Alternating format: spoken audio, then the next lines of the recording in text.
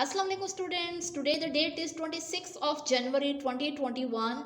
The day is Tuesday and it's English ORT work, okay? The story is the Twice Party. You have already read the story, okay? So today we will do the sentences, okay? These are the words. You have to make sentences, okay? You have to make your own sentences, okay? So you have to draw the line and write words here and you have to use these words in sentences, okay? The first word is skipper.